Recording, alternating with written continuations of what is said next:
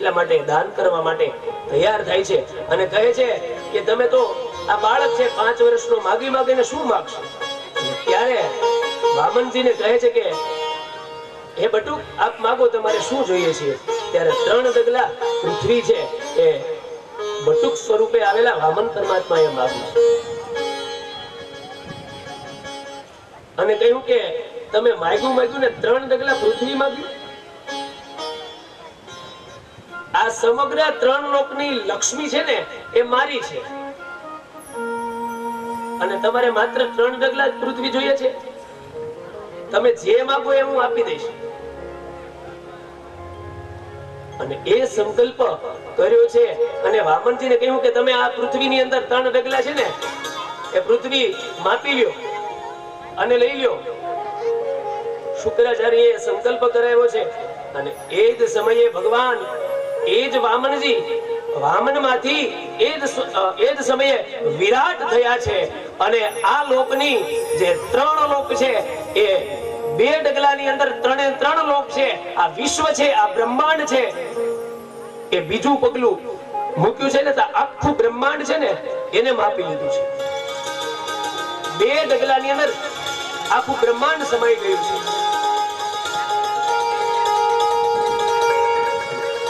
3 લોકની લક્ષ્મી છે એ 2 ડગલાની અંદર પરમાત્માએ લઈ લીધી છે અને ત્યારે બલિએ કહ્યું કે મારું મેં સર્વસ્વ અર્પણ કરી દીધું છે, મારી પાસે હવે દાન કરવા માટે 3જું ડગલું પરમાત્માને ક્યાં મૂકવું? 3જું ડગલું મૂકવા માટે જગ્યા નથી. એ જ સમયે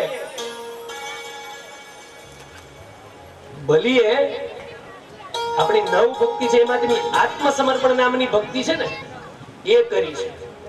ત્યારે કહ્યું છે કે હે પરમાત્મા, આપને તો હું ઓળખી શક્યો નથી. આપ તો સ્વયં વિષ્ણુ છો, આપ તો સ્વયં નારાયણ છો. તો હે પરમાત્મા, હવે 3જું ડગલું મૂકવા માટે મારી પાસે કોઈ સ્થાન નથી. માટે હે વામન, હે વિરાટ પુરુષ, હે પરમપિતા, હે પરમાત્મા, તમારું 3જું ડગલું છે ને એ મારા મસ્તકની ઉપર મૂકી દો. અને ત્યારે સ્વયં પરમાત્મા નારાયણ પરમાત્માએ એ જ 3જું ડગલું છે એ બલિના મસ્તકની ઉપર રાખી દીધું છે અને બલિ રાજાએ ભૂમિદાનનો સંકલ્પ પૂર્ણ કર્યો છે. માટે ભાગવતજીની અંદર બતાવ્યું છે કે જે તમે સંકલ્પ કરવા માટે બેસો ને તો એ સંકલ્પ પૂર્ણ કરો. એ સંકલ્પ ક્યારેય અધૂરો ન રહેવો જોઈએ. બલિએ તો શું કીધું કે પરમાત્મા, તમે તો સ્વયં જો ભિક્ષુક થઈ અને મારે આંગણે આવ્યો હોય તો આનાથી મોટો મારા માટે એક પણ અવસર નથી, એક પણ ક્ષણ નથી. માટે મારું કદાચ સર્વસ્વ અર્પણ કરી દેવું પડે ને તો મને મંજૂર છે. માટે હે પરમાત્મા, તમારું 3જું ડગલું મારા મસ્તકની ઉપર રાખી દો. અને એ જ બલિએ પોતાની સર્વ સંપત્તિ છે, સર્વ સંપદા છે એ વામનજીને ત્યાં અર્પણ કરી છે. લટકે વામન રૂપ ધરીને બલિ રાજા બોલાવ્યો રે. લટકે વામન રૂપ ધરીને ઉભા બલિને દ્વાર રે. 3 ડગલામાં પૃથ્વી માગી, 3 ડગલામાં પૃથ્વી માગી, પહોંચાડો પાતાળ તમારા લટકાને તો હરી રે. બલિહારી રે સુંદર શ્યામ તમારા લટકાને તો હરી રે. ગિરિધર લાલ તમારા લટકાને. અહીંયા ભગવાન સ્વયં બલિની એ 3 ડગલા ના સંકલ્પનો સ્વીકાર કરી અને પરમાત્મા કહે છે જ્યારે દેવતાઓ યતિ સતી સન્યાસી દેવ ગુરુ અને બ્રાહ્મણ આ જ્યારે પ્રસન્ન થાય ને ત્યારે એ આશીર્વાદ આપે, વરદાન આપે, ત્યારે બલિને કહ્યું કે તે તો સમર્પણ ભાવની આત્મનિવેદન નામની ભક્તિ અર્પણ કરી છે, માટે હે બલિ તારે શું જોઈએ છે માગ, હું તારી ભક્તિથી પ્રસન્ન થયો છું. બલિના અહંકારનો નાશ થયો છે, એના અભિમાનનો નાશ થયો છે. ત્યારે એ જ બલિને પરમાત્માએ એ પાતાળનું રાજ્ય સોંપ્યું છે. અને ત્યારે બલિએ કહ્યું કે મારે બીજું કઈ નથી જોતું, પણ આ પાતાળનું રાજ્ય તમે મને આપ્યું છે ને, તો તમે મારા પાર્ષદ બનો. એ જ બલિની ભક્તિના પ્રભાવથી સ્વયં નારાયણ શ્રી વામનને વિરાટમાંથી પાતાળ લોકની અંદર એ બલિના પાર્ષદ બનવું પડ્યું છે. આને આત્મનિવેદન એટલે આત્મસમર્પણ નામની ભક્તિ કહેવામાં આવે છે. જ્યારે જ્યારે આપણને સમય મળ્યો હોય, આ માનવ દેહ મળ્યો હોય, અને જ્યારે જ્યારે આપણને સમય મળી જાય ને ત્યારે ત્યારે આત્મનિવેદન એટલે આત્મસમર્પણ નામની ભક્તિ કરી લેવી જોઈએ. જ્યારે કઈ અર્પણ કરવાનો અવસર મળે ત્યારે અર્પણ કરવું જોઈએ. એટલે બલિરાજાને પાતાળની અંદર સ્થાપ્યા છે અને પરમાત્મા એના પાર્ષદ બની ગયા છે. પછી એના અંતર્ગત સ્વયં લક્ષ્મીજી બલિના બેન બની આવે અને એમને ત્યાંથી છોડાવે છે. એમની પણ વિસ્તૃત કથા છે. પછી એ વંશની અંદર ઘણા બધા રાજાઓ થયા છે અને એ અષ્ટમ સ્કંદને અહીંયા વિરામ આપી અને નવમ સ્કંદની અંદર ભગવાન શ્રી રામચંદ્ર પરમાત્માનું થોડી જ વારની અંદર આપણે પ્રાગટ્ય કરવાનું છે. તો અષ્ટમ સ્કંદને વિરામ આપીએ અને નવમ સ્કંદનો પ્રારંભ કરીએ. પરમાત્માને અષ્ટમ સ્કંદની કથા છે એ અર્પણ કરીએ.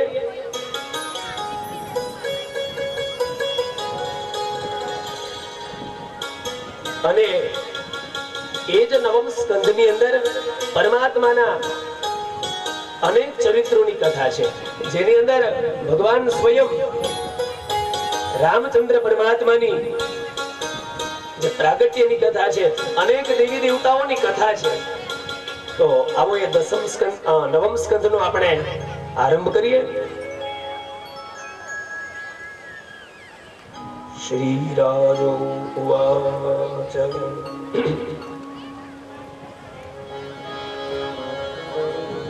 મન્વંતરાણિ સર્વાણિ ત્યક્તાનિ શ્રુતાનિ મે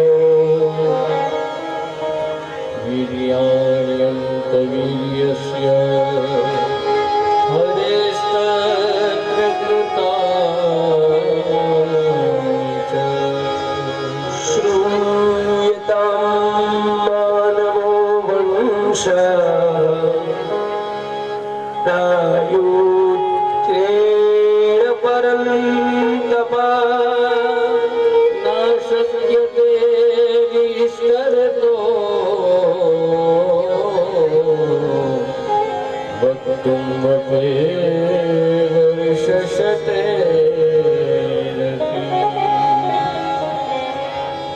નવમ સ્કંદની અંદર સુખદેવજી રાજા પરીક્ષિતને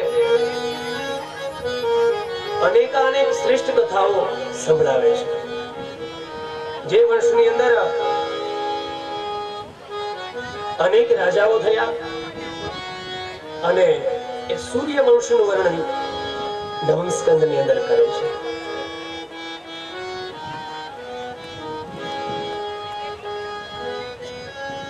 ચવન ઋષિની કથા છે. એ કહે છે જે ઋષિ થયા, જેમણે અનેકાનેક વર્ષ સુધી તપ કર્યું, એ તપના પ્રભાવથી અશ્વિની કુમારો દ્વારા એમને વરદાન પ્રાપ્ત થયું અને એ ચવન ઋષિએ અશ્વિની કુમારોના 2 કુંડ હતા, જે એ જગ્યા અત્યારે પણ એ ઋષિની જગ્યા છે આપણા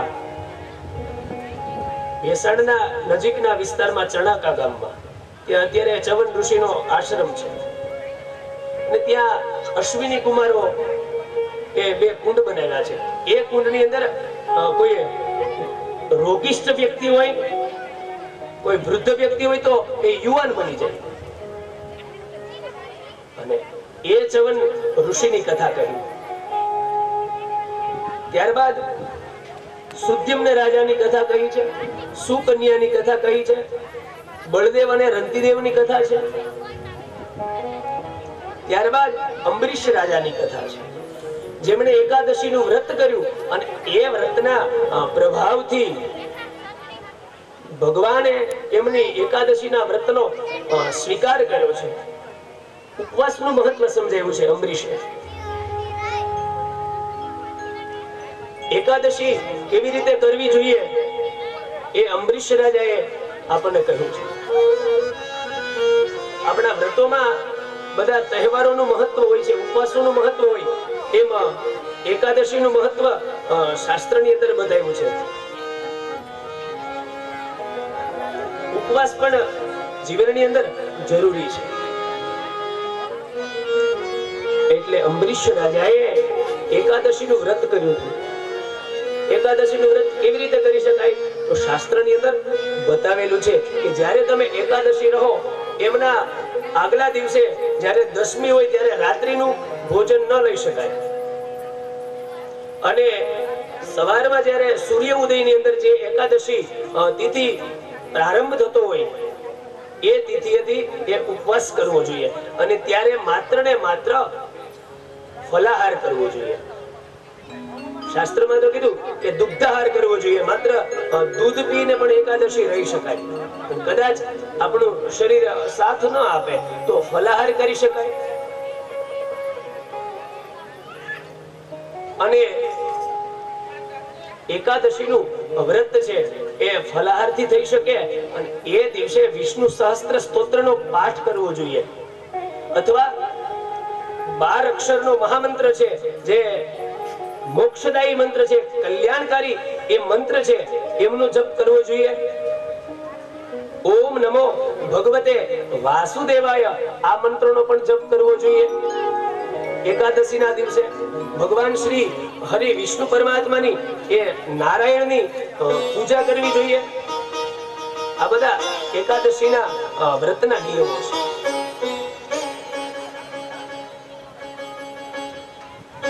અને એ સમયે ભગવાન શ્રી નારાયણની તુલસી દળથી પૂજા કરવી જોઈએ. એકાદશીનું જ્યારે વ્રત રહ્યા હોય એ દિવસે ગાયના ઘીનો દીવો કરવામાં આવે, તુલસીનો ક્યારો હોય ત્યાં, અને એ દીવાના દર્શન કરવામાં આવે અને ઓમ નમો ભગવતે વાસુદેવાય આ મંત્રનો જપ કરવામાં આવે તો ઈચ્છિત ફળની પ્રાપ્તિ થાય છે. શાસ્ત્રની અંદર બતાવ્યું છે. એટલા માટે એકાદશીનું વ્રત છે એનું પણ મહત્વ છે, જેને ઉપવાસ કહેવામાં આવે છે. ઉપવાસ, ઉપ એટલે ભગવાન ઈશ્વર અને વાસ એટલે રહેવું. જ્યારે એકાદશીનું વ્રત હોય ત્યારે ઈશ્વરની નજીક એટલે કે પરમાત્માના નજીક એટલું નામ સંકીર્તન કરવું, એમના સ્તોત્રનો પાઠ કરવો, સારી કથા સાંભળવી, આ ઉપવાસનું મહત્વ છે. એટલા માટે એકાદશીનું ખૂબ જ શાસ્ત્રની અંદર મહત્વ આપેલું છે. અને આપણે તો એકાદશી અત્યારે રહીએ તો કેવી રહીએ?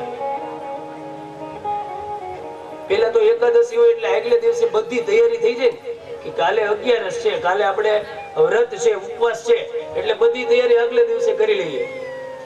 જે આપણને અનુકૂળતા પડે આપણે તો ફરાળ કરીને ફલાહાર નથી કરતા. અને પાછા ઈ ફરાળ કરીને શું કહીએ કે તુલસીના પાનમાં જેટલું આવે ને એટલું આપણે ફલાહાર કરીએ છીએ એટલે એકાદશીનો ઉપવાસ છે ને એ સાર્થક ગણાય. અને અત્યારે તો આપણા શરીરને આનંદ આવે એવું.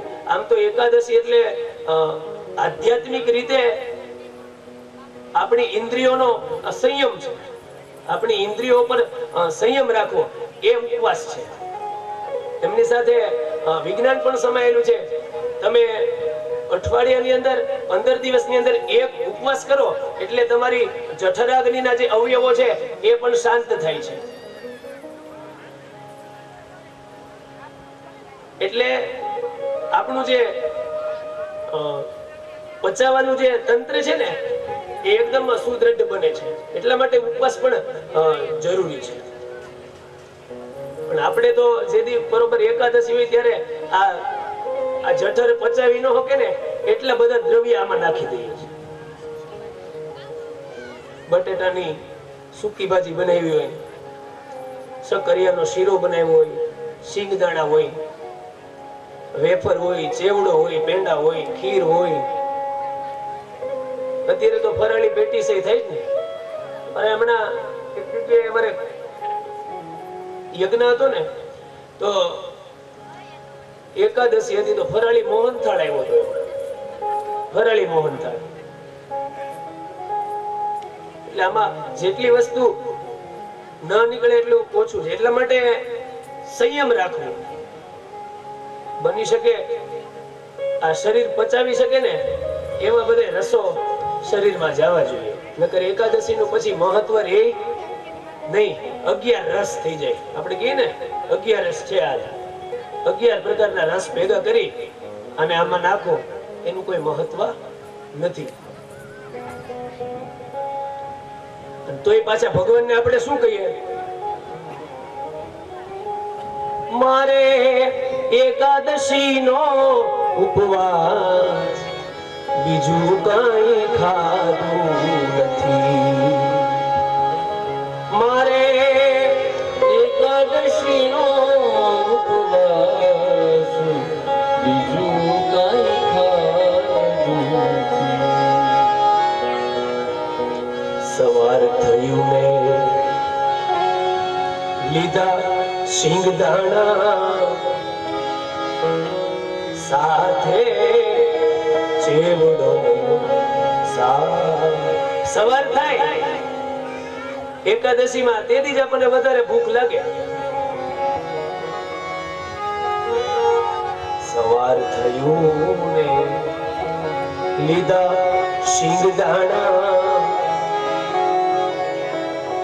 ચેવડો સાથો દૂધ બાળીને મેં તો બાસુંદી બનાવી. દૂધ બાળીને મેં તો બાસુંદી બનાવી. મનને કરવા રાજી મારે એકાદશી નો ઉપવાસ. મારે એકાદશી નો ઉપવાસ. આ મનને રાજી કરવા હાટુ અનેક પ્રકારના રસો બનાવે આ જીવ. અને તોય બધી વસ્તુ ખાતા ખાતા શું કહે કે આજે મારે એકાદશી નો ઉપવાસ છે. એટલે આ બધા દ્રવ્ય છે ને એ બધા રસો છે એ બને ત્યાં સુધી શરીરની અંદર જ્યારે ઉપવાસ હોય ત્યારે ન લેવા જોઈએ. અને બીજું કઈ ન થાય તો કઈ નહીં, પણ એકાદશી કદાચ આપણાથી ન રહેવાય, શરીર સાથ ન આપે તો માત્ર ને માત્ર ખાલી એકાદશી હોય ત્યારે તમે ભાત ન ખાવ ને તોય ચાલે. કદાચ એકાદશી ના રહી શકો ને તો એકાદશી હોય ત્યારે ચોખા ન ખાવા, ભાત ન ખાવા શાસ્ત્રમાં મનાય છે. આ એકાદશી નો વ્રત નું મહત્વ છે. ત્યાર પછી અંબરીશ રાજાએ સુંદર મજાની એકાદશી એ કરી હતી. અને એ એકાદશી વ્રતનું કેવી રીતે કરવું ને કે ભાગવતજી ની અંદર એનું વર્ણન છે. એકાદશી ના દિવસે માત્ર ફલાહાર કરી શકાય, દુગ્ધાહાર કરી શકાય, અને પરમાત્માના જપ કરવા, પૂજન કરવું, અને બીજે દિવસે જ્યારે દ્વાદશી એટલે બારસ થતી હોય ત્યારે એ સંકલ્પ કરી પરમાત્માની ફરીથી પૂજા કરી અને એ પરમાત્માને જે ઉપવાસ અર્પણ કરવો, ત્યારે એનું પારણું થાય. અંબરીશ રાજાએ એવી સરસ મજાની એકાદશીની વ્રતની આપણને કથા બતાવી છે. ત્યારબાદ હરિચંદ્ર રાજાની કથા છે, સગર રાજાની કથા છે. સગર રાજાએ પોતાના પિતૃઓના ઉદ્ધાર માટે એમની 3 પેઢીનું જ્યારે તપ ભેગું થયું ત્યારે ગંગાજીની આવરણ એમણે કર્યું છે, ગંગાજીનું આવાહન કર્યું છે. ગંગાજીનું પણ ખૂબ મહત્વ છે. સગર રાજાના 60,000 પુત્રો એ નાશ પામ્યા હતા. ત્યારે એની સદગતિ માટે, એને મોક્ષ ગતિ મળે એના માટે એમણે ગંગાજીની ઉપાસના કરી છે. હરિદ્વારની અંદર આપણે જઈએ તો એ કરુણામયી ત્રિભુવન તારિણી તરલત રંગે ભગવતી આદ્ય શક્તિ જે અનેક જીવોને પવિત્ર કરે છે, સદગતિ આપે છે, મોક્ષ આપે છે, એવી ત્રિભુવન તારિણી એ ગંગાજીની જે ઉત્પત્તિ છે એની કથા છે. સગર રાજાએ ગંગાજીની આ સ્વર્ગમાંથી આ પૃથ્વી ઉપર લઈ આવવા માટે એની ઉપાસના કરી છે. એના વંશની અંદર દિલીપ રાજા થયા છે. સગર રાજાએ તપ કર્યું તો પણ ગંગાજી આવ્યા નથી. એક પેઢીનું તપ પૂર્ણ થયું. બીજું, દિલીપ રાજાએ પણ ગંગાજીની ઉપાસના કરી છે. સાથે ભગવાન મહાદેવની, શિવની ઉપાસના કરી છે. એનાથી પણ ગંગાજી આ લોકની અંદર નથી આવ્યા. 2 પેઢીનું તપ પૂર્ણ થયું. ત્યારબાદ એના વંશની અંદર ભગીરથ નામના રાજા થયા. ભગીરથ રાજાએ પરાંબા એ ગંગાજીની ઉપાસના કરી છે. શું કામે? પોતાના 60,000 પિતૃઓનો ઉદ્ધાર થાય એટલા માટે.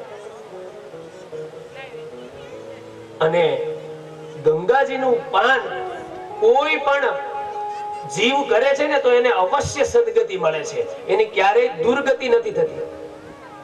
તો એ જ ભગીરથ રાજાએ ગંગાજીની ઉપાસના કરી છે. હજારો વર્ષ સુધી તપ કર્યું. 3 પેઢીનું તપ ભેગું થાય છે. ગંગાજીને પ્રાર્થના કરે છે કે એમાં ગંગા તમે સ્વર્ગમાંથી પધારો અને મારા પિતૃઓને પાવન કરો.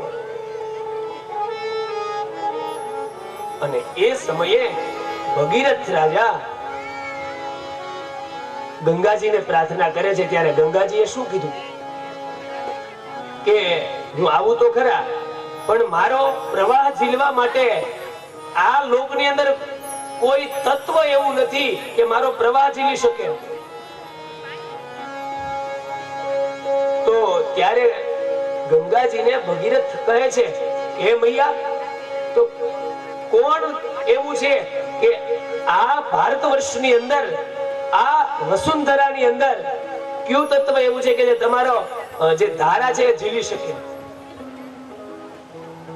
ત્યારે ભગવાન નારાયણને, બ્રહ્માને કહે છે ને ત્યારે એ દેવો કહે છે ભગવાન મહાદેવની ભગીરથ રાજા ઉપાસના કરો, મહાદેવને પ્રાર્થના કરો, કારણ કે મહાદેવની જટાની અંદર એ ગંગાજીનો પ્રવાહ પડે એના સિવાય કોઈ પણ દેવતાઓ, કોઈ પણ તત્વ એવું નથી કે ગંગાનો પ્રવાહ ઝીલી શકે.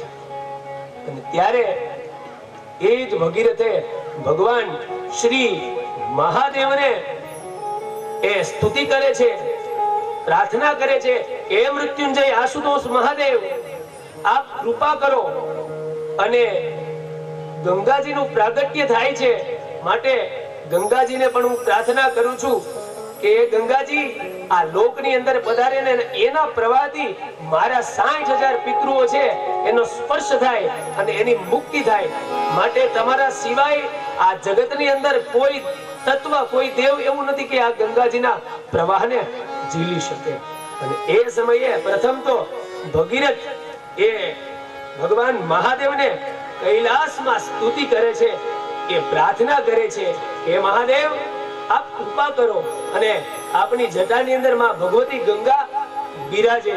એ જ સમયે ભગવાન મહાદેવને ભગીરથ પ્રાર્થના કરે છે.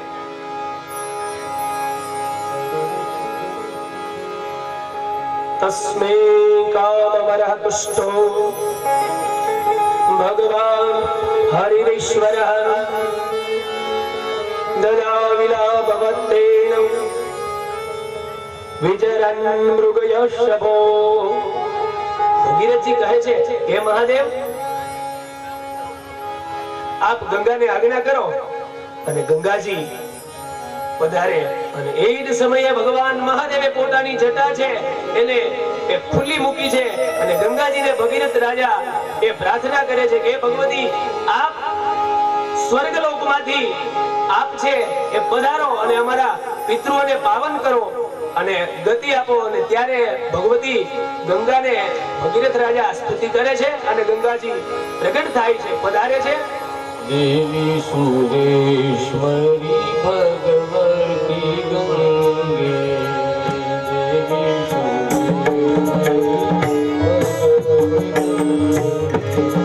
ત્રિભુવન તારિણી શંકર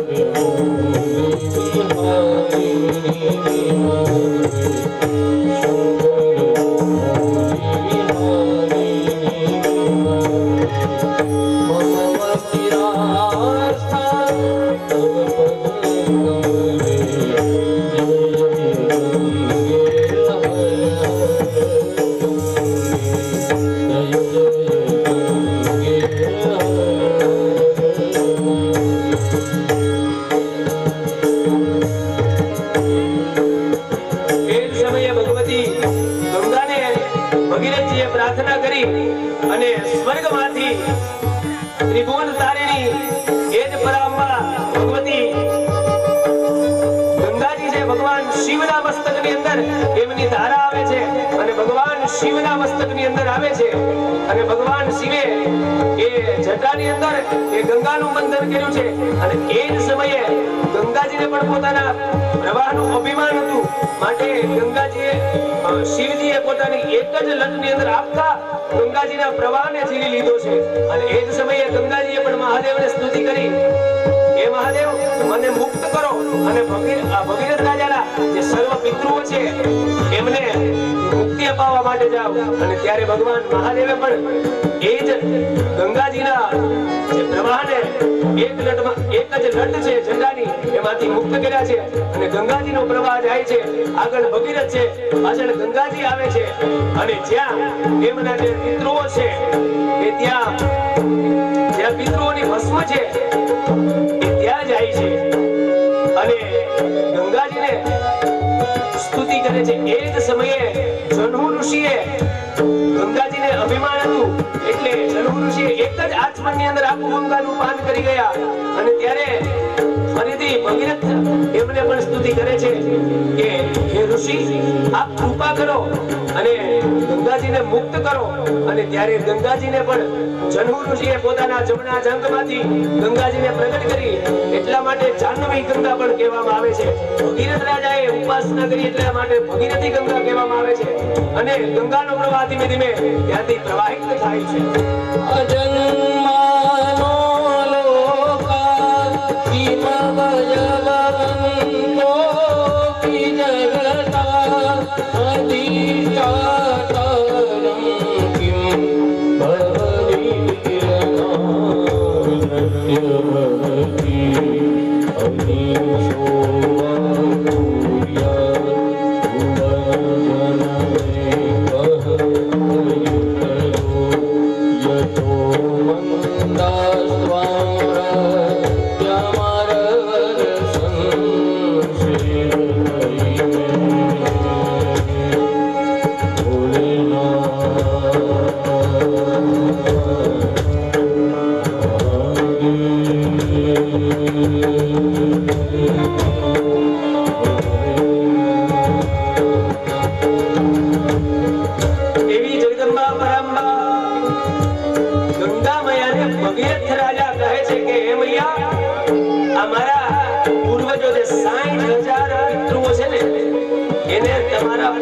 બંધનમાંથી મુક્ત કરો, મોક્ષ આપો. અને એ ગંગાનો પ્રવાહ ધીમે ધીમે ચાલે છે અને ગંગાજીનો જે પ્રવાહ છે, જ્યાં સગર રાજાના 60,000 જે પુત્ર હતા એની ભસ્મ જ્યાં પડેલી છે એ ભસ્મને સ્પર્શ થાય છે ગંગાનો, અને એ જ 60,000 જે પિતૃઓ છે એમની એ જ સમયે મુક્તિ થાય છે. એટલા માટે ગંગાજીનો સ્પર્શ થાય તો પણ એ જીવની મુક્તિ થાય છે. ભસ્મને સ્પર્શ થયો અને 60,000 પિતૃઓનો મોક્ષ થયો છે. અને એ જ સમયે ભગીરથ રાજા ગંગાની સ્તુતિ કરતા કરતા એ પાવન થયા છે. અને સમય જતા જતા 60,000 પિતૃઓની સદગતિ થઈ છે. ભાગીરથી સુખદાયિની માતા, તવ જલ મહિમાની ગમે ખ્યાત.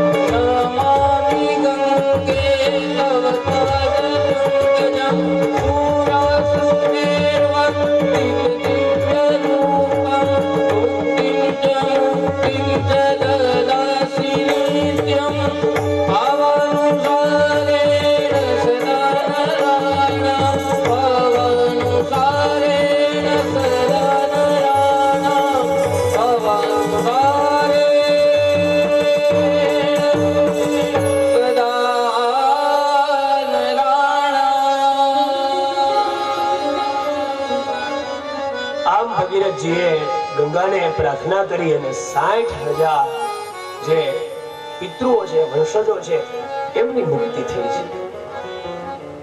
ત્યારબાદ નવમ સ્કંદની અંદર એ જ વંશની અંદર ભગવાન સૂર્યવંશની કથા સુખદેવજી રાજા પરીક્ષિતને કહે છે. એ જ સૂર્યવંશની અંદર ઘણા બધા રાજાઓ થયા છે. ઈક્ષ્વાકુના વંશનું વર્ણન છે. એ વંશમાં માનધાતા, સૌરીભ, યયાતિ, ત્રિશંકુ, હરિશ્ચંદ્ર, સગર વગેરે બધા રાજાઓ થયા છે. અને એ જ વંશની અંદર ભગવાન શ્રી રામનું પ્રાગટ્ય થયું છે. એમની વિસ્તૃત કથા કહે છે. એ જ વંશમાં પરશુરામજી થયા છે. પરશુરામજીએ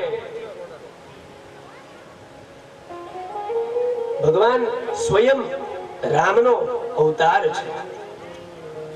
ત્યાર પછી યયાતિના ચરિત્રની કથા કહી છે.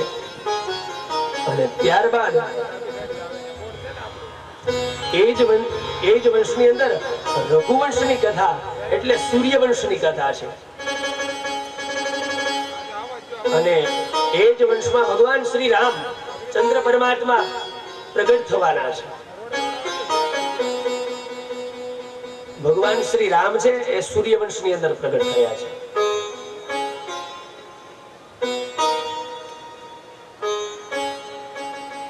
રઘુવંશ એટલે રઘુ રાજાથી એ અંશનો પ્રારંભ થાય છે. આમ તો વિસ્તારપૂર્વકની કથા છે. બ્રહ્માથી મરીચી અને મરીચીના વંશથી ત્યાં સૂર્યવંશ છે એ ઉત્પન્ન થાય છે. અને એ જ વંશની અંદર અનેકાનેક રાજા થાય છે. અને રઘુ રાજા થાય છે. અજ રાજા એ એ રઘુવંશની ઉત્પત્તિ ત્યાંથી થાય છે. પછી એ વંશની અંદર ખટવાંગ નામના રાજા થયા. એ વંશમાં ભગવાન રામચંદ્ર પરમાત્મા આવ્યા છે અને સૂર્ય વંશની અંદર દશરથ નામના એ રાજા થયા છે. અને એ રાજા ખૂબ જ સર્વશ્રેષ્ઠ પ્રજાનું પાલન કરતા હતા. એ દશરથ રાજા, આમ આખા સૂર્યવંશનું વર્ણન છે મારી પાસે. આપણો જે સૂર્યવંશ અહીંયા સુધી છે ને, અહીંયા વાળા પરિવાર છે ને, જેના આંગણે કથા ચાલે છે, એ ભગવાન રામથી કેટલામી પેઢી છે એમનો વંશ છે, પણ એની વિસ્તાર પૂર્વકની કથા છે. અત્યારે આપણે પાસે બહુ સમય નથી, પણ અવશ્ય આ કથાને હું સંભળાવીશ કે આ વાળા વંશની ઉત્પત્તિ કેવી રીતે થઈ છે. આ સૂર્યવંશ વાળા વંશ સુધી ક્યાંથી આવ્યો છે. આ વંશ છે એ ક્ષત્રિયો છે, એ કોના સુપુત્રો છે, કોના વંશજો છે, એમની આખી કથા છે. પણ અત્યારે આપણે ભગવાન રામનું પ્રાગટ્ય કરવું છે. એટલા માટે દશરથ રાજાએ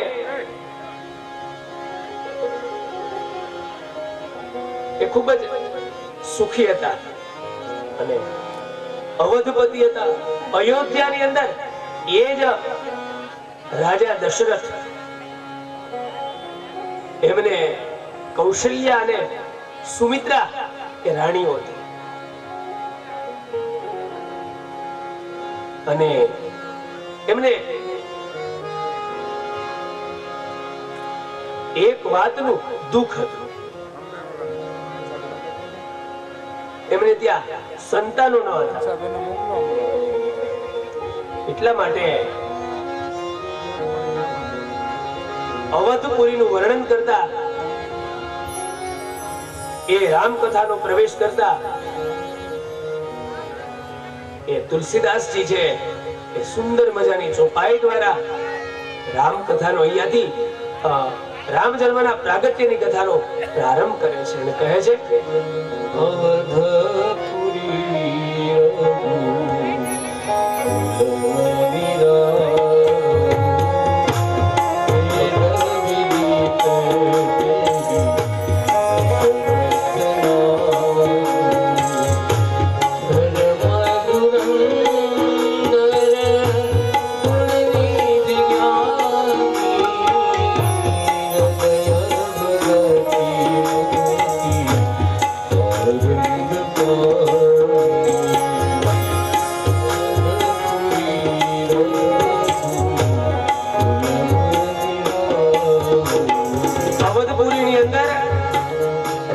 દશરથ ખૂબ જ વેદવિદ થઈ અને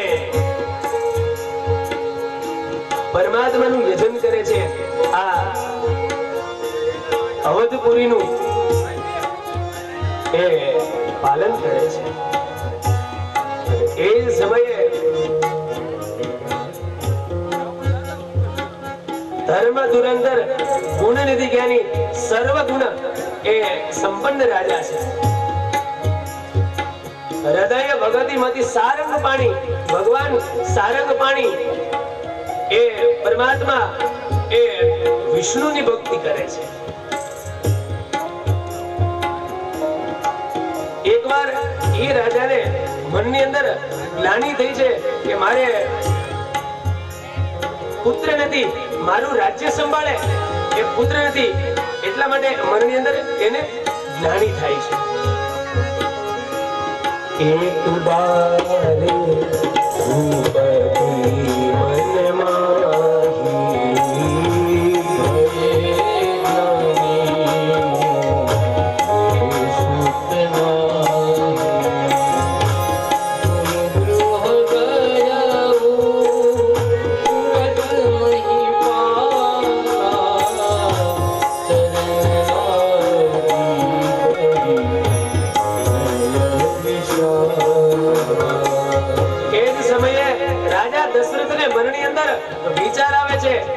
મારે પુત્રની પ્રાપ્તિ કરવા માટે શું કરવું જોઈએ?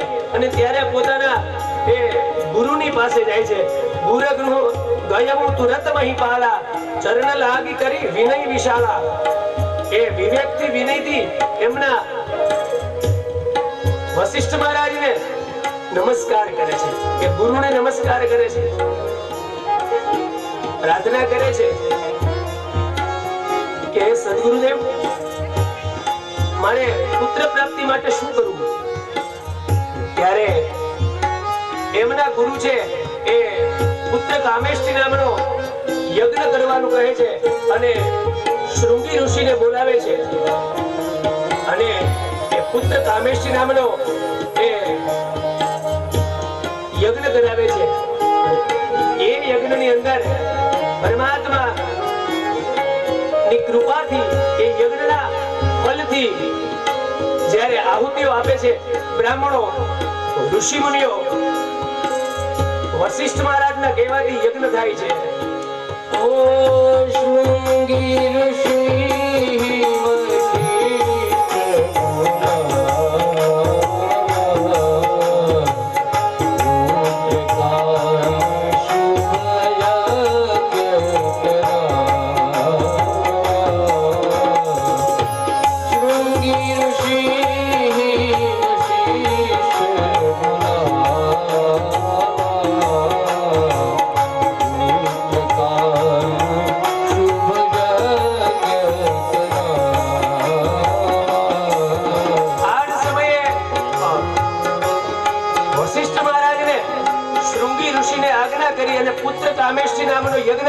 સ્વયં દશરથ રાજા પુત્રની પ્રાપ્તિ કરવા માટે કરે છે.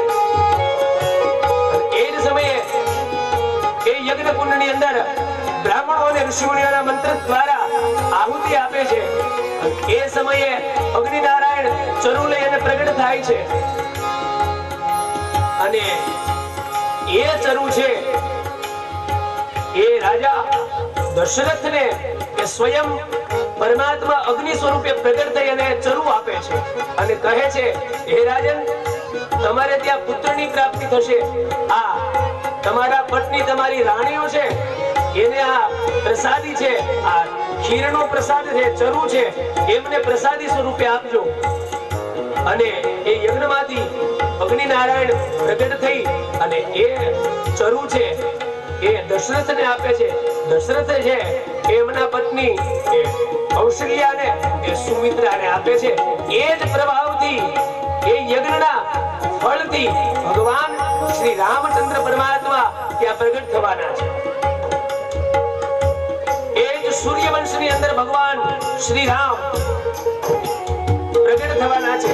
અને એ સમયે કૌશલ્યાદી નારીઓએ પ્રભુને પ્રાર્થના કરી છે અને પ્રાર્થના કરતા કહે છે, कौशल्यादि नारी प्रिय सब अचरण पुनीत, अति अनुकूल में पद कमल बिनी. એ જ સમયે કૌશલ્યાદિ, સુમિત્રા આદિ જે નારીઓ છે એમણે સ્તુતિ કરી છે અને એ સ્તુતિના એ જ પ્રભાવથી ભગવાન શ્રી રામચંદ્ર પરમાત્મા છે એ પોતાના લોકમાંથી એમનો પ્રાદુર્ભાવ છે એ થાય છે અને કૌશલ્યાના એ ગર્ભની અંદર આવે છે. અને એમાંથી જે ચરુનો પ્રસાદ છે એ કૌશલ્યા અને સુમિત્રાએ લીધો અને ચમડી આવે છે. એ પ્રસાદ લઈ અને અંજન નામના પર્વત ઉપર જાય છે. ત્યાં અંજનીજીને એ પ્રસાદ આપે છે અને ત્યાં એ અંજનીજીએ પ્રસાદ લીધો છે. ત્યાં હનુમાનજી મહારાજનું પ્રાગટ્ય થવાનું છે. અહીંયા સ્વયં રામ એમનું પ્રાગટ્ય થવાનું છે. અને દરેક દેવતાઓ પરમાત્માને પ્રાર્થના કરે છે કે હે પરમાત્મા, આપ દશરથને ત્યાં પુત્ર બનીને જાઓ. અને સર્વ દેવતાઓ પરમાત્માને કેવી પ્રાર્થના કરે છે? સુર સમૂહ વિનતી કરી પહોંચે નિજ નિજ ધામ, નિવાસ પ્રભુ પ્રગટે કિલોક વિશ્રામ. અહીંયા બધા જ દેવતાઓ પરમાત્માને પ્રાર્થના કરે છે કે પરમાત્મા આપ પ્રગટ થાઓ વિનંતી કરી છે અને બધા જ દેવતાઓ પોતાના ધામની અંદર ગયા છે અને અહીંયા અવધની અંદર કૌશલ્યાને ત્યાં પરમાત્મા પ્રગટ થવાના છે. ચતુર્ભુજ સ્વરૂપે પ્રથમ કૌશલ્યાને અને સુમિત્રાને પરમાત્મા દર્શન આપે છે. ત્યારે કૌશલ્યા પરમાત્માને કહે છે કે હે પરમાત્મા, આ ચતુર્ભુજ સ્વરૂપે આપને અમે દર્શન કર્યા છે, પણ અમારે ત્યાં તો આપ બાળક થઈ અને પધારો, આપ ચતુર્ભુજ થઈ અને પધારો એ બરોબર છે, પણ આપ નાનકડા બાળક થઈ અને પધારો. અને ત્યારે એ જ પરમાત્માએ શ્રી રામચંદ્ર પરમાત્મા કૌશલ્યાની કે પ્રાર્થનાથી કે ત્યાં બાળક થઈ અને પધારે છે ને કૌશલ્યાથી કે બધે જ પ્રાર્થના કરે છે.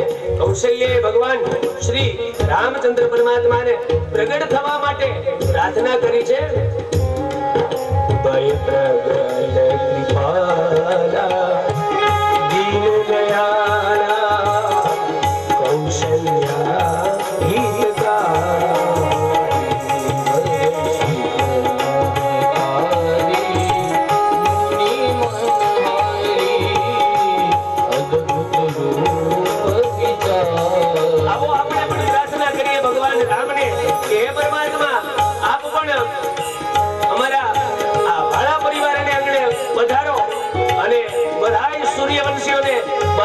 શ્રોતાઓને પાવન કરો અને રૂડા આશીર્વાદ આપો અને સર્વ ભક્તજનોનું કલ્યાણ કરો.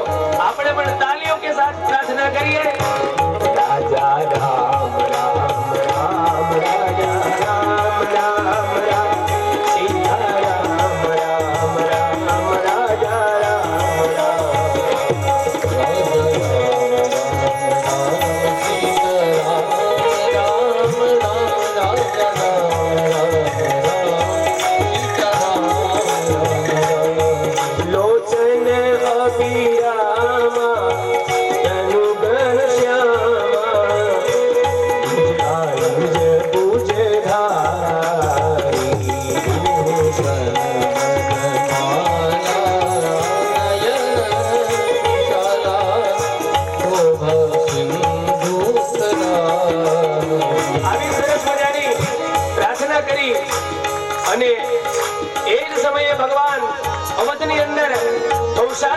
કૌશલ્યાને ત્યાં ભગવાન રામચંદ્ર પરમાત્મા ભરતજીનું અને સુમિત્રાને ત્યાં ભગવાન લક્ષ્મણ અને શત્રુઘ્નજીનું પ્રાગટ્ય થયું છે.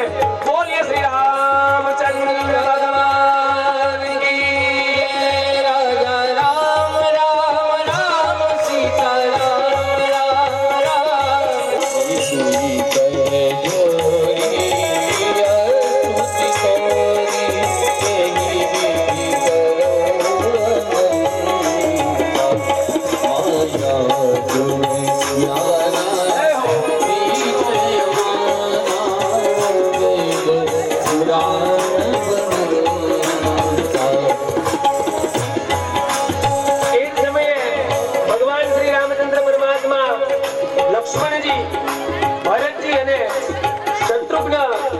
પ્રાગટ્ય થયું છે.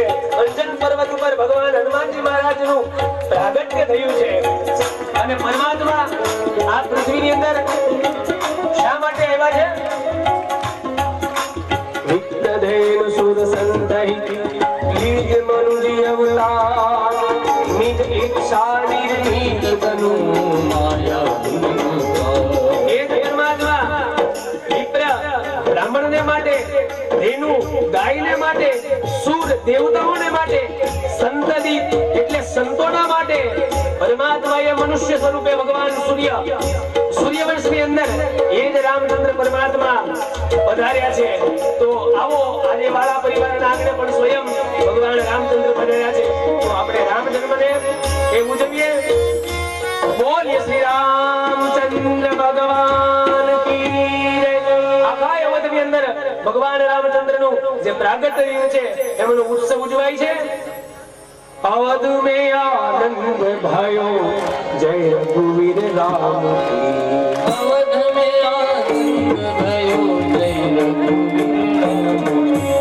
अवध में आनंद भयो जय रघुवीर राम की।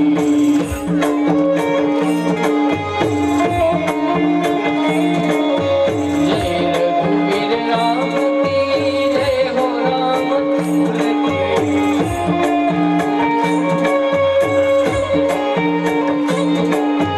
जय रघुवीर राम की जय हो रामचंद्र की।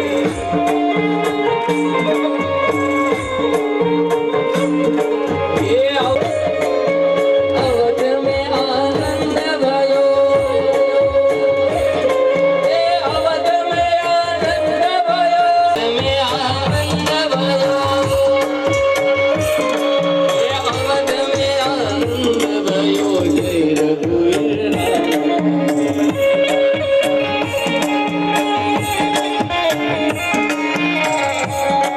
આવો એ ભગવાન રામચંદ્ર પરમાત્માનું પ્રાગટ્ય થયું છે. જય રઘુવીર રામ.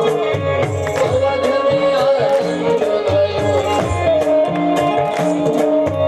जय रघुवीर राम की जय रघुवीर राम की। जय रघुवीर राम की जय रघुवीर राम की। जय रघुवीर राम की जय हो रामचंद्र की। जय रघुवीर राम की जय हो रामचंद्र की। हे अवध में आनंद भयो जय रघुवीर में आनंद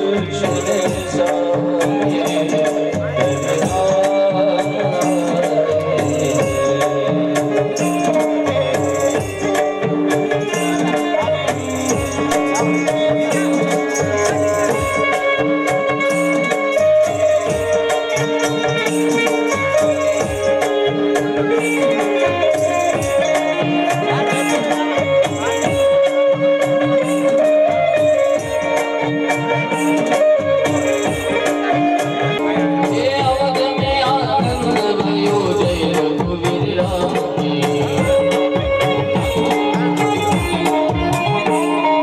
अवध में आनंद।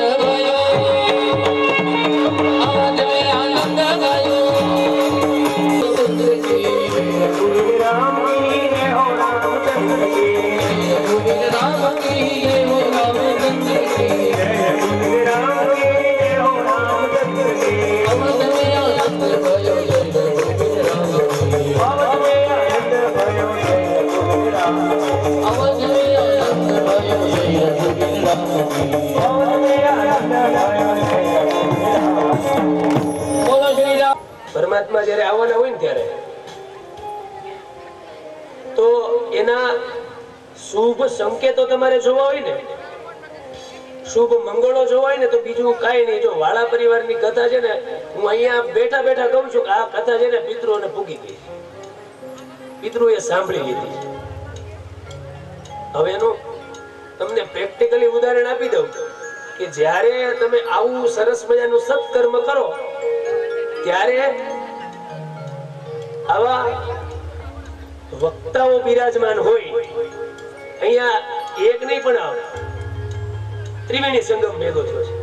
ત્રણ ભાગવતના વિદ્વાન વક્તાઓ આપણી સામે બેઠા છે અને બધા મારા પરમ સ્નેહી મિત્રો છે. અમારે ધારીથી મારા પરમ સ્નેહી મિત્ર જેમની ઉંમર હજી વામન જેવી જ ગણાય એ હિમાંશુ દાદા અને એમના પિતાશ્રી મારા પરમ સ્નેહી હરેશ દાદા પધાર્યા છે. અમરેલીથી દિનેશભાઈ પધારે છે. આપણા નજીકના ગામમાંથી નથી, બોરડી ગામથી અમારા પરમ મિત્ર ભાવેશ દાદા પધાર્યા છે. બધા જ વક્તાઓનું હૃદયથી અહીંયાથી હું સન્માન કરું છું.